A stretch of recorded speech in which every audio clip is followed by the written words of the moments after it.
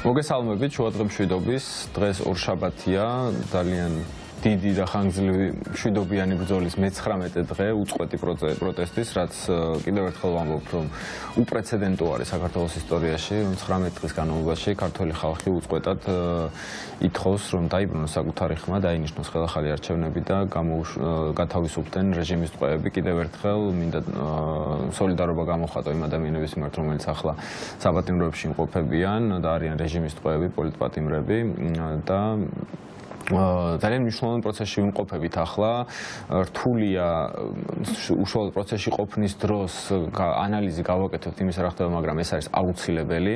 რაღაც დრო რო გავა, დარწმუნებული ვარ, რომ ამას უკან როცა გამოვიხედავთ, სხვანაირად დავიწყეთ რაღაცების შეფასება, სად იყო ჩვენი ძლიერი მხარეები, სად იყო ჩავარდნები, მაგრამ ახლა ის ეტაპია, როდესაც უნდა ვისაუბროთ იმაზე, თუ ამ 19 დღემ, ამ უწყვეტმა პროტესტმა რა შედეგები მოგვიტანა, რას მივახციეთ ამ 19 დღის განმავლობაში. მარშები ყოველდღურად იგეგმება, დღესაც რამდენიმე 10-მდე მარში არის დღის განმავლობაში დაგეგმილი, სხვადასხვა სფეროს, სხვადასხვა აფილიაციის, სხვადასხვა კომუნის მიერ დაორგანიზებული. ისინი ითხოვენ, მიხარია რომ საერთო შეთანხმება არსებობს იმისა, თუ რას ითხოვს ეს ხალხი, ეს არის ხელახალი არჩევნები ნეიტრალური ცესკოს, შინაგან საქმეთა სამინისტროს და სახელმწიფო უსაფრთხოების სამსახურის ადმინისტრირებით, ნეიტრალურით ცხადია და რომ გათავისუფლდეს ყველა რეჟიმის ტყვე. ამაზე შეთანხმებულია მთელი საპროტესტო ტალღა და მოთხოვნები დავიდა აქამდე, რომ ყველაზე მნიშვნელოვანი ახლა ეს არის და მე ვფიქრობ, რომ ყველაზე მნიშვნელოვანი მაინც ხელახალი არჩევნები, იმიტომ რომ სხვა ყველაფერი დანარჩენი გამომდინარეობს აქედან, მათ შორის გათავისუფლებიან თუ არა ის ადამიანები, რომლებიც ახლა საპყრობილეში იმყოფებიან. დღევანდელი გადაცემის პირველ ნაწილში უნდა ვისაუბროთ, თუ რა მიღწევები გვაქვს ამ პროცესში, მნიშვნელოვანია გავაანალიზოთ, რა გავაკეთეთ კარგად და რატომ არის მნიშვნელოვანი რომ გაგრძელდეს ეს პროტესტი, იმიტომ რომ საბოლოო მიზანი ჯერ მიღწეული არ არის, მაგრამ კარგად უნდა გავაანალიზოთ თუ რა მოიტანა ამ პროცესმა, იმიტომ რომ შეიძლება რაღაცა ფრუსტრაცია გქონდეს, რომ აი ტყუილა ვიკრიბებით, ყოველდღე გავარდ. ეს ასე არ არის და დღეს ვისაუბრებთ იმაზე, თუ რა არის ის, რასაც მივახციეთ ამ 19 დღის განმავლობაში. მე-19 დღეა დღეს. რა თქმა უნდა, ჩვენს თანაწამყვან თამარ თანდაშვილთან ერთად მოგესალმებით. გამარჯობა, სანდრო.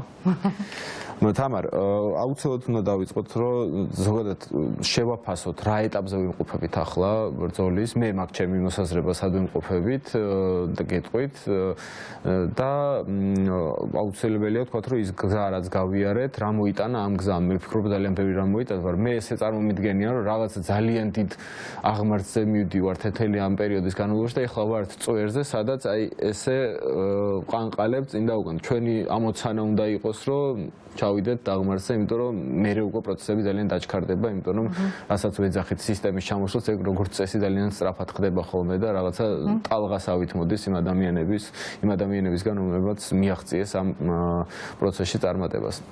თქვენ რა შეფასება გაქვთ ამასთან დაკავშირებით, სად ვიმყოფებით ახლა და რას მივახციეთ ამ პროცესში?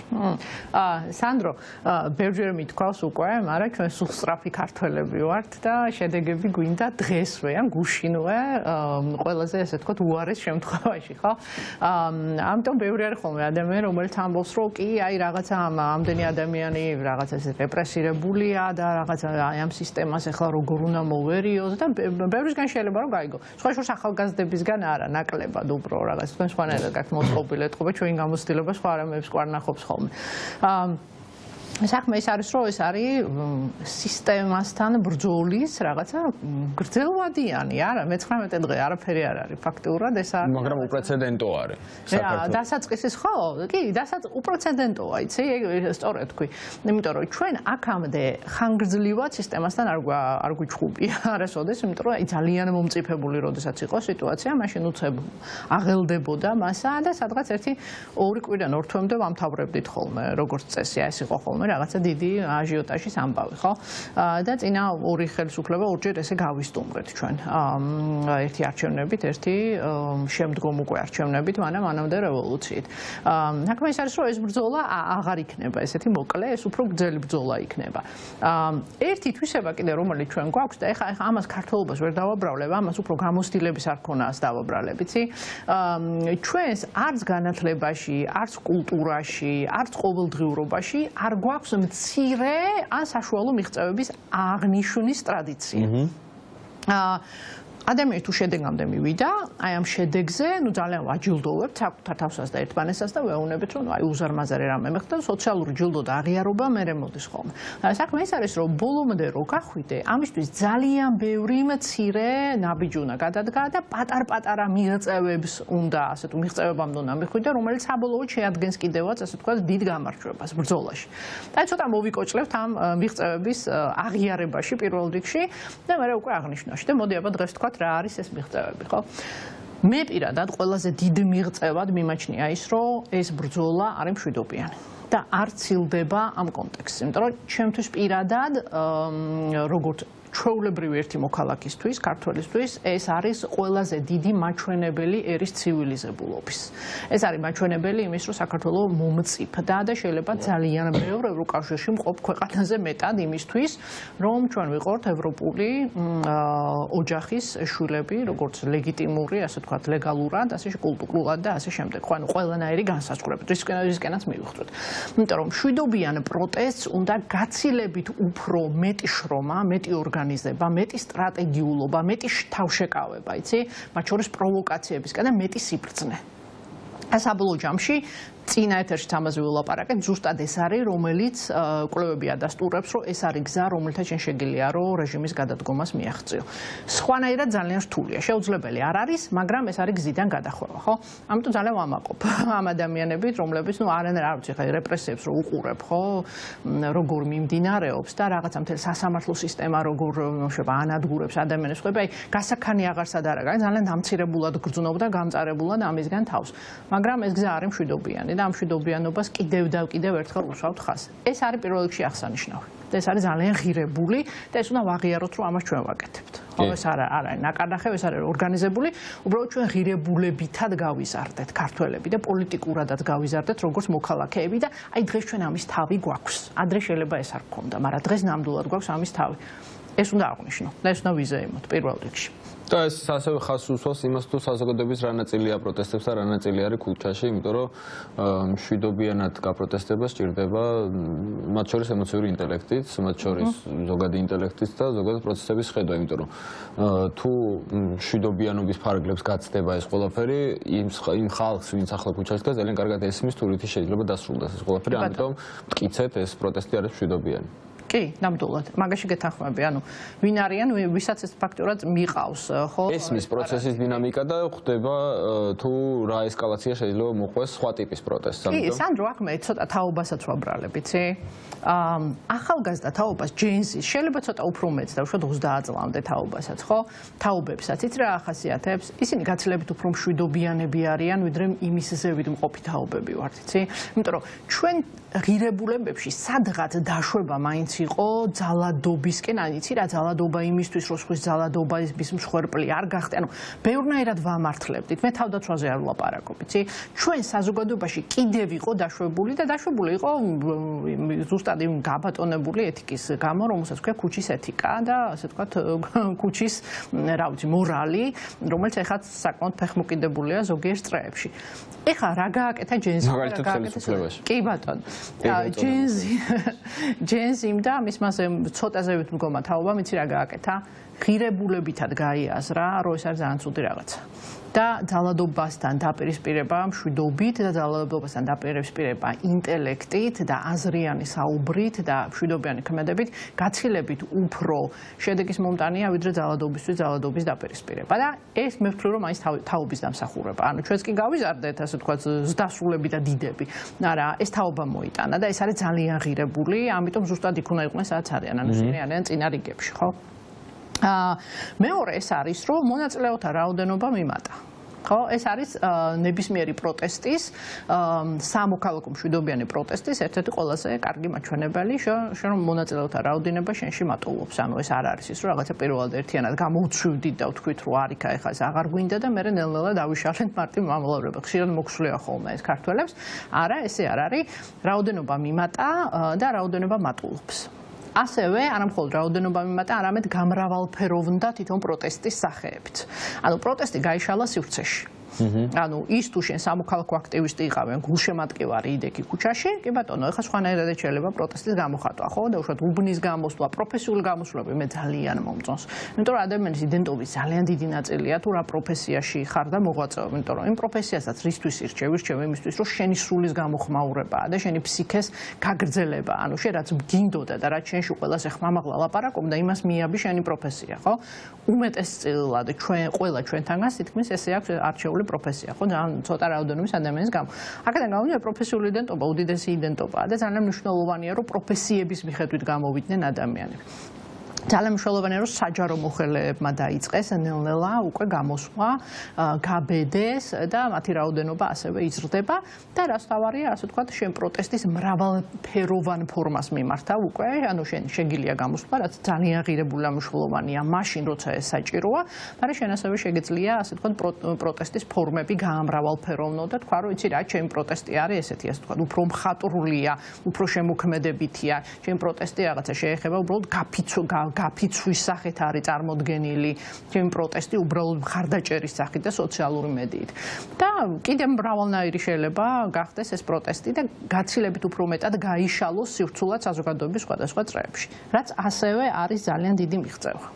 კი, არა, ერთმნიშვნელოვნად, გარდა პროფესიისა, იუმორსაც არ კარგავთ ამ პროცესში და ეგეც მე ვფიქრობ, რომ ძალიან მნიშვნელოვანია, იმიტომ რომ საკმაოდ რთულ ვითარებაში იმყოფება ახლა საზოგადოება, ეგრეთ წოდებული მთავრობის მიერ რეპრესიების მანქანა ჩართულია ნამდვილად და არ მეგულება გარშემო ადამიანი, ვისაც ირიბად მაინც არ შეეხო ეს ყველაფერი, მაგრამ ამ პროცესში იუმორის შენარჩუნება მე ვფიქრობ, რომ ზომიერი, რა თქმა უნდა და არა ვულგარული, ძალიან მნიშვნელოვანია და ეს მარშებიც ეხმაურება ამას გარკვეულწილად ხქვიში ვნახე რეალის და ბარსელონას ფან-კლუბები ერთად გაერთიანდნენ და მოაწყეს მარში, რაც ძალიან სასაცილოა ეს ერთი შეხედვით, მაგრამ მეტყველებს იმაზე თუ რამდენად სოლიდარული და სახალხოა ეს პროტესტი, იმიტომ რომ დაუძინებელი მტრების ბრჭყალებში კი ერთად განან ამ სისტემის წინააღმდეგ და მე ვფიქრობ, რომ ეს იუმორის მარცვალი აქ ძალიან მნიშვნელოვანია და თან ასახავს იმას თუ რა ხდება ახლა საზოგადოებაში. ამიტომ კი ყოველდღიურად ხედავთ ჩვენ პროტესტის რაოდენობის ზრდას და მრავალფეროვნებას და ეს არის ზუსტად ის, რაც გვაძლევს იმის რწმენას, რომ აქ უკვე რაღაც შემოუბრუნებლობის მომენტი გავიარეთ და ეს პროცესი აღარ გაჩერდება, მანამ სანამ არ იქნება მოთხოვნები დაკმაყოფილებული. კი, გეთანხმები, სანდრო, შეუქცევადია, უკვე ამ შეუქცევადება უკვე დავინახოთ, ხო? აი, დანარჩენი ის ნაწილები, რომელიც ასე ვთქვათ, ასევე ძალიან აღნიშნვის ღირსია, დიდად, იმიტომ რომ ეს არის ჩვენი მიღწევები, ეს უკვე ჩანს ხელისუფლების მხარეს. პირველ რიგში, იცი საიდან მინდა დავიწყო, ძალიან ბევრი ახლობელი მყავდა და მყავს, ეს ის ადამიანები არიან, რომლებიც ნაცმოძრაობამ თავის დროზე ძალიან დააშინა. და ამ ადამიანების ლოგიკა ის კი არ იყო, რომ ჩვენ, იცი რა, ქოცეფი ჩვენ რა ვიცი, შეიძლება არც ვართ ქოცეფი, მაგრამ აბა ანუ ნაცები გინდა, გახსოვს მათ დროს რა ტრიალებდა, რა შავი დღე ტრიალებდა, რომელსაც მე ვიზიარებ, სხვათა შორის ჩემი პოზიცია შენთვისაც ცნობილია, რომ ნამდვილად ვიცი, რომ მაშინ ძალიან შავი დღე ტრიალებდა. ამ ადამიანებისთვის, ასე ვთქვათ, ძალიან დიდი საყრდენი იყო ის, რომ ამ ხელისუფლებას რეპრესიებში ჯერ კიდე ლელო არ ქონდა გატანილი. და აი ხარისხობრივად ადარებდნენ, რომ იცი რა, აი ხარისხის მიხედვით რეპრესიები ისეთი არ არის. და აი მუდმივად იყო ეს შედარება. რა თქმა უნდა, ეს მე მესმის რატო აკეთებს ამას ადამიანი, იმიტომ რომ სადაც ტკივა, იქ ადარებს. ამ ხელისუფლებამ იცი რა გააკეთა? საბოლოო ჯამში სამოქალაქო მოძრაობამ მიაღწია ის, რომ ხელისუფლებამ გააკეთა სრული ლუსტრაცია საკუთარი თავის. და ამ ადამიანებს უთხრა, რომ იცი რა, ჩვენი ღირებულებები ნამდვილად არ არის უკეთესი უარესი თუ არ არის, ასე ვთქვათ, ნაცების ღირებულებებზე. ხო და ეხლა თქვენ განახვევთ და უშუალოდ რისი შემძლებები ვართ, ხო? და ეს არის აი უპრეცედენტო გაჩერება, აი როგორ გითხრა, აღარც ცდილობენ რომ რაღაცა ნიღაბი ჩამოიფარონ. არა. ადრე იყო ეს შენიღბვის ფაქტორები, რომ კი როგორია ჩვენ ცივილიზებულები ვართ და ჩვენ გაცილებით ბევრი რამ გვაქვს უკეთ, რითად იჭერდნენ ადამიანების აი ამ დიდ ნაწილს და აი ზუსტად მაშინ დაიწყეს ამ ადამიანების დაკარგვა, ანუ მართლა პატრიოტები, ძალიან ნამუსიანი ადამიანების, რომლებიც ძალიან სიფრთხილით უყურებდა სამოქალაქო მოძრაობას, იმიტომ რომ ის ეგონა ნაცების მიერ მართული. აი როდესაც დაინახეს ხელისუფლება, რაზე არის წამსვლელი. მათი რეაგირებულება ნამდვილად არ არის ადამიანთ მოყვარეობა და როდესაც თქვა შესაძლებელი იქნება და უშუალოდ იმავე 10 წლის ბავშვს თუ ეპატეჟებიან დედასთან ერთად ნაძვის ხეზე ასე ვთქვათ ნაძვის ხის ასანათებლად და გასამხიარულებლად და რა ვიცი აღსანიშნავად ხო 6 წლის შემდეგ როცა 16 წლის გახდება ეს ბავშვი ვიღაცამ შემა მის თავზე ისაქნას იბრახუნოს და იხპუნაოს და სახელმწიფო მას პასუხს არ მოთხოვს იმავე ადგილას სადაც 6 წლის წინ ნაძვის ხესთან იზეიმა ხვდები როგორ ის აი ამან ძალიან დააშინა ეს ადამიანები. ანუ ფაქტობრივად მათი ერთ-ერთი საყრდენი, ანუ ყველაზე ეს თქო წესიერი და ნამუსიანი ადამიანების საყრდენი გამოეცალათ ამით. იმიტომ რომ იმ ადამიანებს აქვთ ღირებულება და დაინახეს, რომ ეს ხელისუფლება ზუსტად ისეთივეა, როგორიც წინა იყო და გაცილებით უარესი პლუს, იმიტომ რომ საგარეო პოლიტიკა არ აქვს სწორ ყველა სიკეთესთან ერთად, ახლა ერთმნიშვნელოვნად გარუსებას გვიპირებს, ხო? ამიტომ ეს იყო ილუსტრაციის ერთი პირველი ნაწილი, რაც არ უნდა ტრაგიკულად და დრამატულად ჟღერდეს ის რაც გააკეთეს, ხო? მეორე მხრივ რა შეიძლება ჩავითვალოთ ჩვენ მიღწევად, რომ მოუხდათ, რომ სახიდან ჩამოიხსნათ მედიღავი, იმიტომ რომ აღარ ქონდათ სხვა საშუალება, სხვა იარაღი აღარ დაუტოვეთ იმისი, გარდა იმისა, რომ მათ ნამდვილად ეჩვენებინათ ის თუ ვინ არიან. ხო, ეგ აბსოლუტურად გეთანხმებით მაგაში თამარ და ყოველდღიურად იმატებს იმ ადამიანთა რიცხვი, რომელიც აი ზუსტად მაგ პათოსით საუბრობდა, რომ აბა ნაციონალურ მოძრაობებს ასევე ძალიან გულწრფელად და არგუმენტირებულად არ უნდოდა ნაციონალურ მოძრაობის ხელისუფლებაში დაბრუნება და ყოველდღიურად იმ ადამიანების რიცხვი იზრდება, რომლებიც მაგალითად 12 წელს მომდევნო წლებში ღიად ქართული ოცნების მხარდამჭერები იყვნენ, მაგრამ რო ხედავენ ქუჩაში რა ხდება, უბრალოდ შეუძლებელია რომ ამას წესიერი ადამიანის გულმა გაუძლოს და კიდე რაღაცნაირად ეგრეთ წოდებული მთავრობის მხარდამჭერი იყო. ლუსტრაციის ნაწილში მე ვფიქრობ, პირველად ნიღაბი მათ ჩამოიხსნეს 20-ში გავრილობის ღამეს, როდესაც რაღაც წინა დარბების წინა საათებში საუბრობენ, მათი მთავარი ღირებულება არის ადამიანი, მაგრამ ნახეთ როგორც მოიხსნენ იქ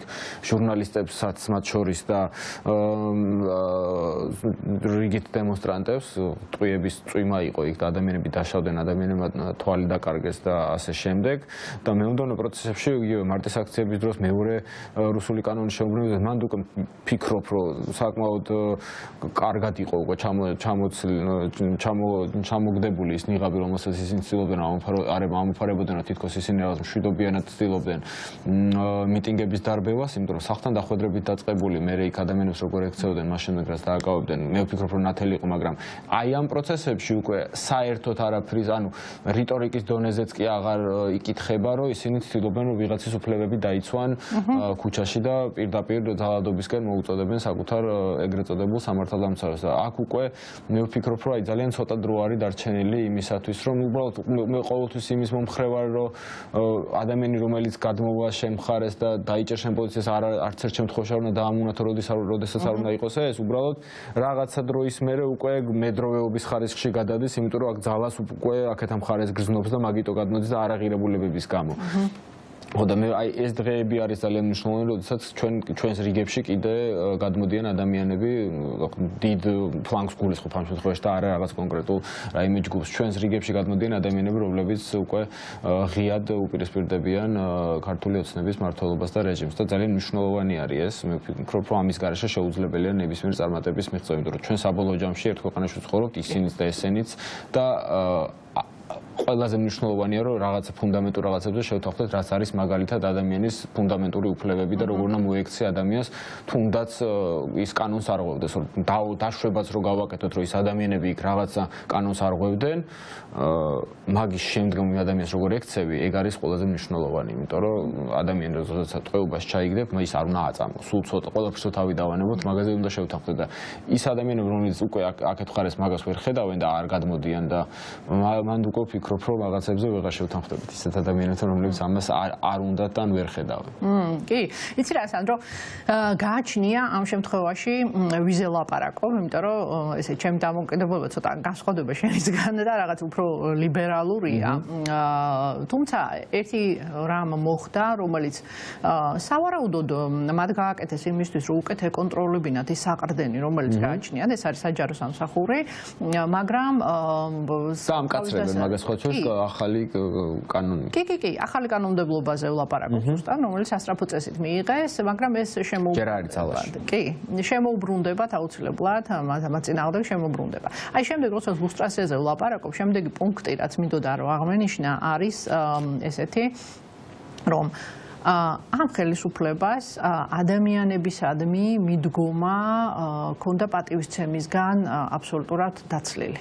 და ეს ხშირად იგრძნობოდა ხოლმე ძალიან ბევრი. იქნებოდა ეს განცხადება, თუ იქნებოდა უბრალოდ ქცევა ადამიანების მიმართ. უბრალოდ დეკლარირებულად ამის გაკეთება ხალხის წინააღმდეგ, ესე როგორ ვთქვათ, მასიურად და ბევრჯერ არ მომხდარა, ჯერ კიდევ იღებს ქონდა თავისი ადგილი. ხა დღეს როგორი რაღაც მოხდა, იცი?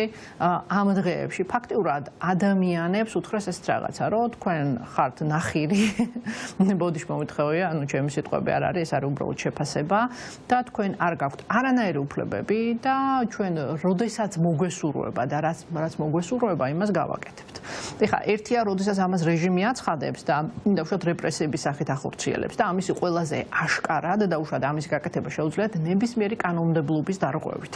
და ნუ კანონი კანონზე ირღვეოდა და ნუ იმაზე აღარ ვამბობ, ფაქტობრივად კონსტიტუცია თავზე გადაიხიეს განსაკუთრებით რეპრესიების დროს და განსაკუთრებით უშუალოდ სასამართლოში რაც ხდება და უშუალოდ აი ამ ადამიანების მიმართ და ქუჩიდან ადამიანების აყვანა და დაჭერა. ანუ ეს პირველ როგორც ილუსტრაციის ყველაზე დიდი ნაწილი ამაზე მოვიდა. და ნახე როგორ რაღაცა ისევე როგორც ყველა პროცესს, ამ პროცესას ჭირდებოდა თავისი სახე.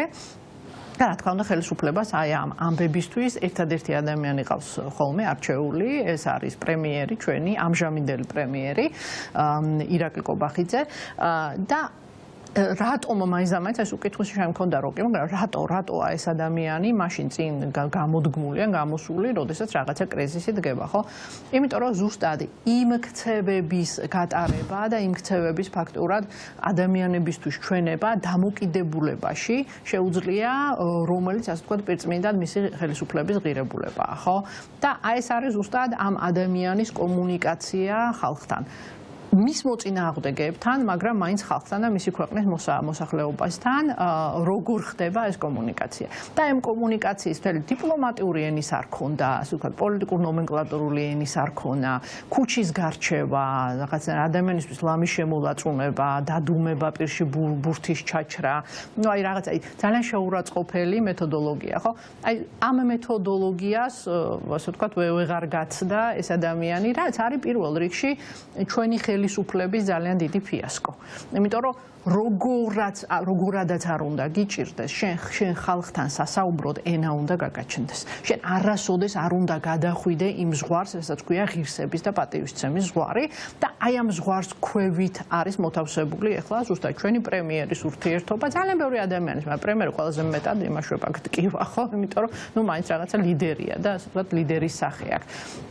ეს არის ზუსტად ის ნაწილი, რომელშიც ჩვენ შეიძლება ვთქვათ, რომ აი ეს საფუძველით კარგად მოერყათ. ანუ მათ ან აღარ სცალიათ, ან არ ძალუცთ და შეიძლება სურვილი არ გააჩნიათ, რაც გაცილებით უფრო უარესია, რომ მონახონ ის ენა, ის ტერმინოლოგია და ის ნარატივი, რომლითაც საკუთარ მოსახლეობას დაელაპარაკებიან. აი აქ მე მინდა გითხრა, რომ გაცილებით უფრო მეტად ვხედავ ამ ხელისუფლების რღვევის კიდევ ერთ მაღალ ხარისხს, ვიდრე ეს შეიძლება რომელიმე სხვა მოქმედებაში ჩანდეს. ხო, და საუბრებიც იყო რაღაც მაგ ეგრეთ წოდებული არალეგიტიმური პრემიერის გადაყენებასთან დაკავშირებით, რაც უკვე არაერთხელ გვაქვს ნანახი, როდესაც ის პარლამენტის თავმჯდომარე იყო გავრილოვის ღამეს მოხდა მისი გადაყენება და შემდგომ ახლიდან შეუბრუნება პოლიტიკაში, მაგრამ ძალიან კარგად მოგეხსნეს სპეციალურად დაიწყეს საუბარი გადაცემაში იმ მიზნებზე, რომელიც საბოლოო ჯამში ამ პროცესს აქვს, ეს არის ხელახალი არჩევნები და ყველა პოლიტპარტნიორის გათავისუფლება.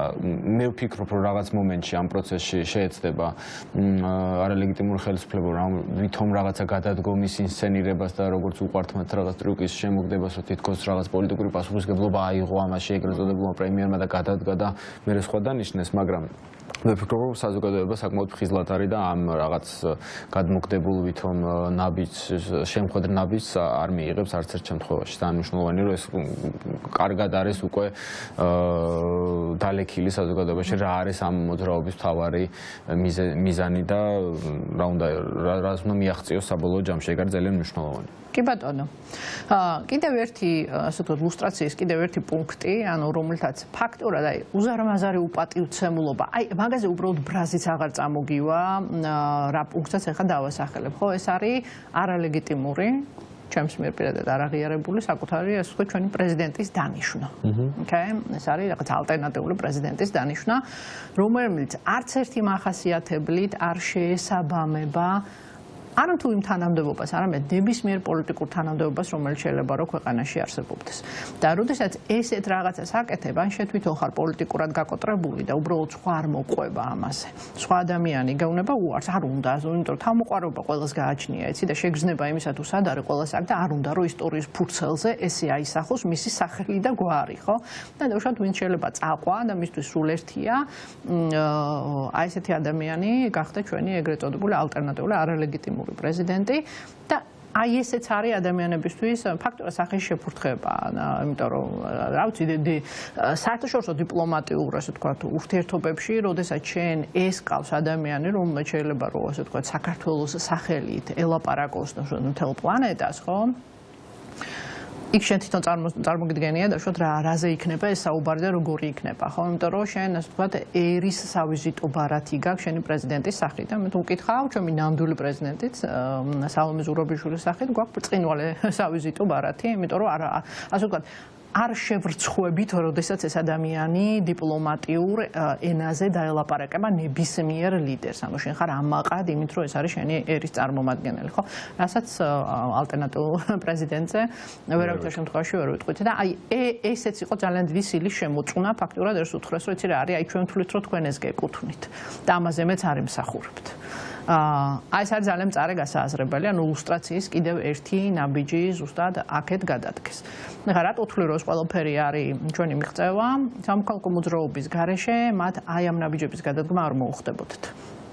ისინი იძულებულები არიან, რომ ეს ნაბიჯები გადადგან და აი ეს არის ზუსტად ეს რეალური შედეგები, რომელსაც ჩვენ ვიმკით და ეს არის, რომელსაც ხაზი უნდა გაუსვათ აუცილებლად და თქვათ, რომ ეს რა ჩვენ ამ 20 დღის განმავლობაში რასაც ვაკეთებდით, ხო?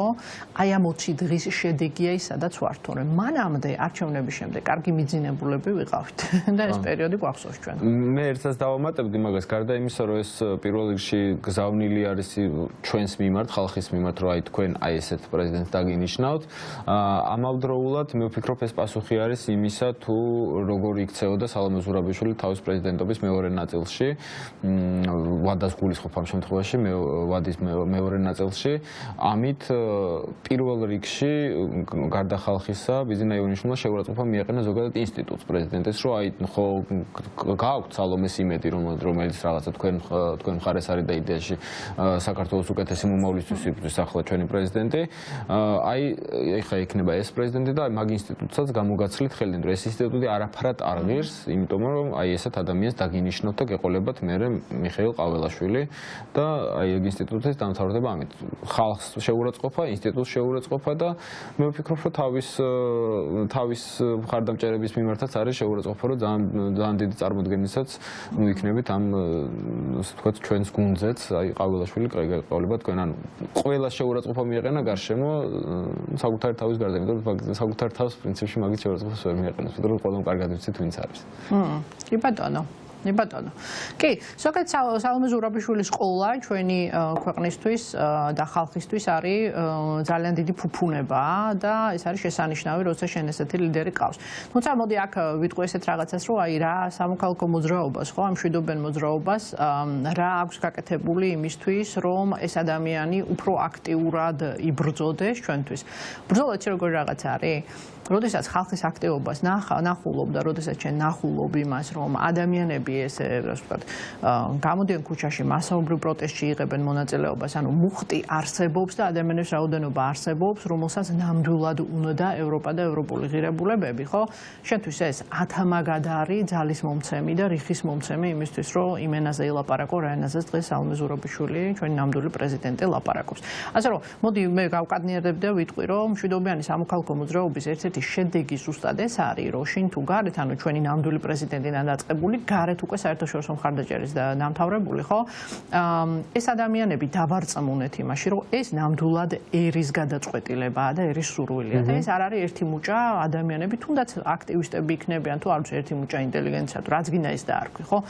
ეს ნამდვილად არიან ადამიანები, ანუ ასობით ათასი ადამიანი, რომელსაც ღირებულებითი არჩევანი აქვს გაკეთებული, იდენტობის არჩევანი აქვს თავისი გაკეთებული და აი ჩვენ აქ ვართ, ჩვენ არ ვიშლებით და მოდით აბა რით შეგიძლიათ რომ შეგვეწიოთ და მხარში დაგვიდგეთ, ხო? ეს არის უზარმაზარი გზავნილი, რომელსაც ჩვენ აგზავნი საზღვარგარეთ თუ კი რამე მხარდაჭერა გინდა, იმიტომ რომ ისინი აუცილებლად უყურებენ რაოდენობას, აუცილებლად უყურებენ ადამიანებს, ვინ არიან გამოსულები და აუცილებლად უყურებენ რამდენ ხანს არის შენარჩუნებული ეს პროტესტი.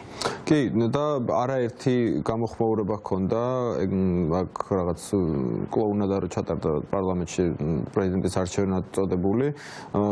ძალიან ბევრი ჩვენი ქვეყნის პარტნიორი, ლიდერი გამოეხმაურა ამ პროცესს და მათ გადაჭრით ერთმნიშვნელოვნად და მკაფიოდ თქვეს, რომ საქართველოს პრეზიდენტად შევა სალომე ზურაბიშვილი, მათ შორის ჯოლსონი იყო ჰელსინკის კომისიის წარმომადგენელი ტრამპის ადმინისტრაციის ერთ-ერთი მოწინავე კონგრესმენი, რომელიც მოიაზრება საგარეო კომიტეტის მომავალ თავმჯდომარედ და ეს მკაფიო მესიჯი არის, რომ ჩვენი პარტნიორები, ვისთანაც საქართველოს ძალიან დიდი ხანია კოოპერირებს და თანამშრომლობს, ისინი პრეზიდენტად აღიარებენ სალომე ზურაბიშვილს მანამ სანამ ამ ქვეყანაში არ ჩატარდება ლეგიტიმური არჩევნები, ჯერ საპარლამენტო და შემდგომ უკვე საპრეზიდენტო და აქ მგონი მკაფიო და ერთმნიშვნელოვანი ერთადერთი ქვეყნები, რომლებიც მიმულოცეს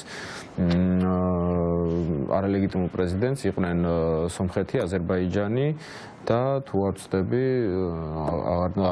ბელორუსი, ხო, მაგ სამმა ლიდერმა მიულოცა და ბიზინა ივანიშვილმა, რა თქმა უნდა. ეხლა ეს ისეთი რაღაცა არის, რომ სამეზობლოში მსგავს რაღაცას ყოველთვის ასე ხდებოდა, რაც არ უნდა მოხდეს ამ ქვეყანაში, მეზობელი ქვეყანა ყოველთვის და ლუკაშენკოზე არც არ ვლაპარაკობ, იმიტომ რომ გასაგებია ვინც არის რას წარმოადგენს, მაგრამ ჩვენი მეზობელების მილოცვა არის ფორმალური ნაწილი ამ ყველაფრისა, იმიტომ რომ მეზობლურ ურთიერთობას ყოველთვის ასე იქნება, რაც არ უნდა მოხდეს ამ ქვეყანაში თუ რაღაცა მართლა კატასტროფა არ დატრიალდა და ამიტომ ეს არ უნდა მივიღოთ იმას, რომ მიხეილ ყაველაშვილი ვინმეს მიერ არის ლეგიტიმურად ცნობილი, თავარია რომ მთელი სოფლიო არ აღიარებს იმას, რაც ახლა ხდება ქვეყანაში არჩევნების გულისხმობ, ამიტომ მე ვფიქრობ, რომ ძალიან ისტორიაში შევა როგორც ყველაზე სამარცხვინო, ასე ვთქვათ, პროცესი ამ საქართველოს ისტორიაში ამ არჩევნებს გულისხმობ. და ხო, მესამე ნაწილზეც გადავიდეთ, მე მგონი ყველაზე საინტერესო რაც არის ოცნების ხარდამჭერების ნაწილზე.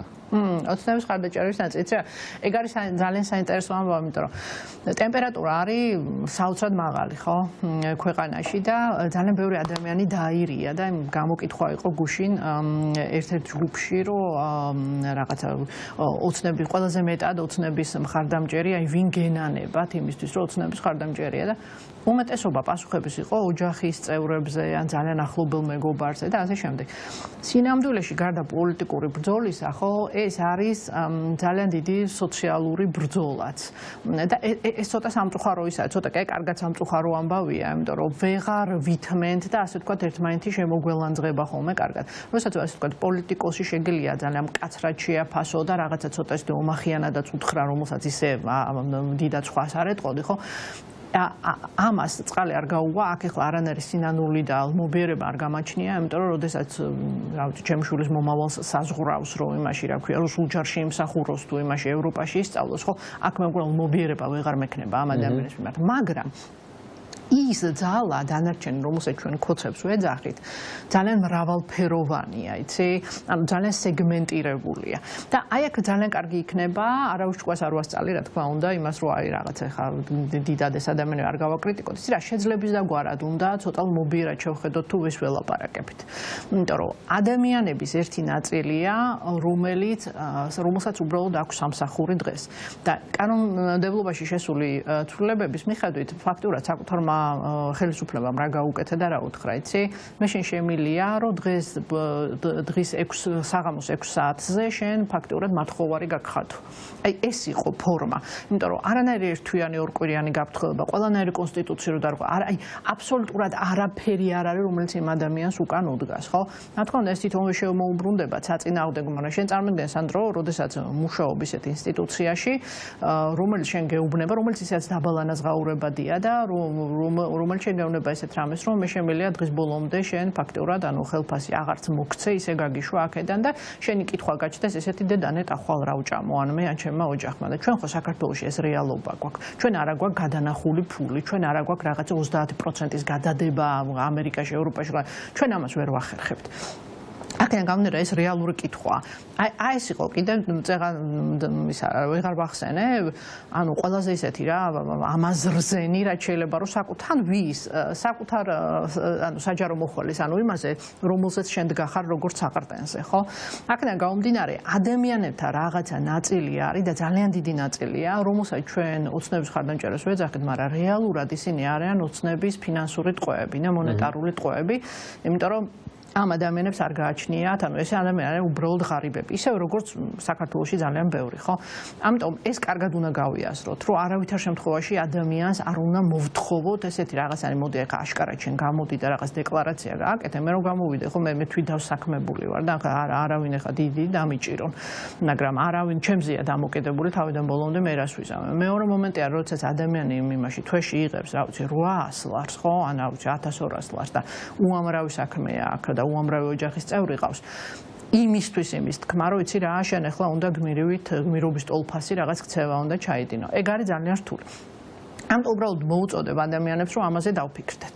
იმიტომ რომ ეს ადამიანები არიან ჩვენაირად პატრიოტები, ეს ადამიანები არავითარ შემთხვევაში, ასე ვთქვათ, ჩვენზე ნაკლები მათ არაფერი არ აქვთ, გარდა შეიძლება იმისა, რომ ფინანსურად დამოკიდებულები არიან და ტყვეები არიან და მძევლები არიან ფაქტურად საკუთარი ხელისუფლების და ძალიან მწარეა ამის გააზრება მათთვის. ამიტომ მოდი ჩვენ აღარ დაუმატოთ და აღარ უთხრათ რა. აი ფონდების ნაწილზე ადრეც ვილაპარაკე, რაც შეიძლება მეტი ფონდი უნდა გაკეთდეს. რომელსაც ადამიანს ჰქონდეს თავშესაფარი ახლა არის ორი ფონდი ასეთი, რომელიც ეხმარება არა მხოლოდ საჯარო მოხელეებს, არამედ ადამიანებს, რომლებიც იმიტომ რომ არაერთი შემთხვევა იყო, რომ კერძო სექტორიდანაც გაათავისუფლეს ადამიანები აქციაზე სიარულის გამო.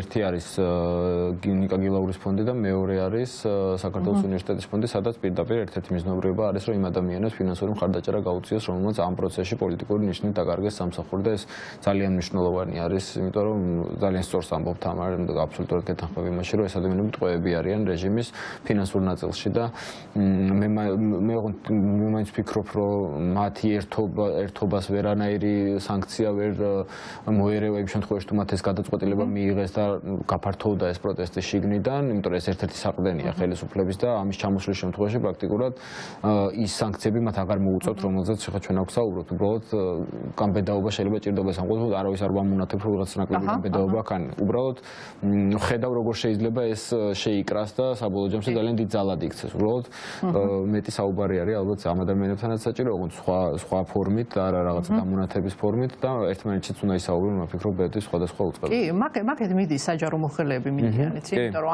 ამ კანონმდებლობით ფაქტურად ძალიან დიდი სილა გააწნეს, ანუ ყველანაირი ღირსება რაც ქონდათ აყარეს. ფაქტად რა უთხრეს, იცი, რომ მე ვიცი, რომ შენ ჩემი ერთგული არანაირად არ იქნები, აქედან გამომდინარე, ეხლა ხო, აი გინდა პური გინდა რომ იყიდო დღეს აღამოს, აი ვეღარ იყიდი, ნახე, თან ისე გავაკეთებ, რომ მომზადებაც ვერ მოვასწრო ამის, უცებ შეგატყობინებ და არაფერი აღარ გექნება გარდა იმ ვალისა, რომელიც წინაკუიმაში რა ქვია თვეში ისესხე, იმიტომ რომ ხელფასელოდებოდი. აი ეს იმდენად, აი როგორ აგიხსნა, იმდენად აღვირახსნილი დამცირება თვითონ იმ ადამიანებისა, ვიზეთ შენი რეჟიმი დგას, რომ ხანახა ვფიქრობ ხოლმე, რომ ეს ადამიანი საკუთარი ხელით ანგრევს იმას, რაც შეიძლება ჩვენ, ასე ვთქვათ, ცოტა უფრო ხანგრძლივ დროში დაგვენგრია, ხო? ასე რომ ძალიან დიდი წინგადადგმული ნაბიჯი იყო მისივე მხრიდან, მისივე რეჟიმის დანგრევა. ამ მხრივ. ამიტომ ეს ადამიანები იქ ვერ შენარჩუნდებიან, იმიტომ რომ ბოლოს შეურაცხყოფილი და რა ვიცი, პატივაყრილი ადამიანი იმ ადგილას დიდხანს თუნდაც იმის გამო, რომ შიმშილი ელოდება, არ გაჩერდება და ამით უფრო დაჩქარებულია ეს პროცესი და საჯარო სამსახურის ჩამოშლა და ასე რომ ძალიან დიდი მადლობა, რომ ესეთი რაღაც გააკეთეს, იმიტომ რომ კიდევ ერთხელ გაგვიადვილეს ფაქტიურად ამისი საქმე. რაც შეეხება ოცნების ხარდამჭერას, ხო, აი რაღაცა ეს ერთ სეგმენტზე ვისაუბრეთ, რომელიც არის ძალიან დიდი სეგმენტი, უზარმაზარი სეგმენტი. მეორე ნაწილი ასევე ოცნების ხარდამჭერების ეს არიან ადამიანები, რომლებიც ძალიან დიდი პროპაგანდის ქვეშ იმყოფებოდნენ წლების განმავლობაში. და აი ამ პროპაგანდის მიმართ ადამიანს მედეგობა რამდენად აქვს, ეს არის ძალიან სადავო, იმიტომ რომ შენ სამხედრო ხარ, სანდრო მე ფსიქოლოგი და ჩვენ კარგად ვიცით, როგორ შეიძლება ადამიანის დარწმუნება რამე მესიჯში ან მესიჯებში თუ კი მას დიდი ხნის განმავლობაში იზოლირებულად მხოლოდ ამ წვეთან ამ მესიჯებს.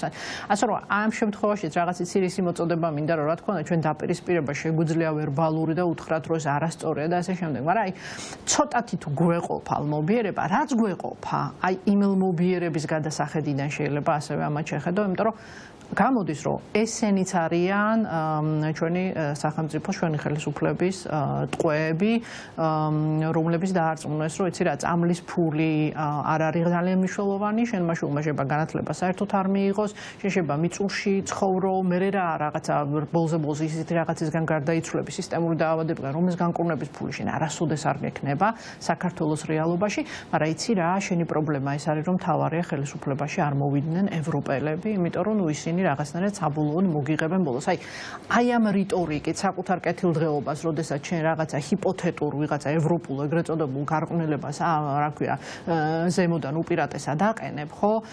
ამ ადამიანს არაფერი არ ქვია გარდა ასე ვთქვათ რელიგიური სექტის პრინციპით დამუშავებული და ძალიან მწარეა, როდესაც ესეთი ადამიანები არიან 10,000-ობით საქართველოში და მოდი აი ჩვენ რა ტიპის მობიერებაც ხელგვეწიფება. ყოველთვის ეგ არ იქნება შესაძლებელი. აი ცოტათი მაინც თავი შევიკავოთ, ან რამდენიმე 5 წამამდე დავითვალოთ და მხოლოდ მერე შეგვიძლია რომ შევეპასუხოთ, ან შევეპასუხოთ არა ძალიან გაღიზიანებულად, არამედ უბრალოდ არგუმენტირებულად, რომ იქნება და დაინახონ ის თუ რასაც ქვია დღეს პოლიტიკური და ზოგად საკაცობრიო ჭეშმარიტება, რომელსაც დღეს ქართველი ხალხი ესე ასე ვთქვათ, რომლისთვისაც იბრძვის.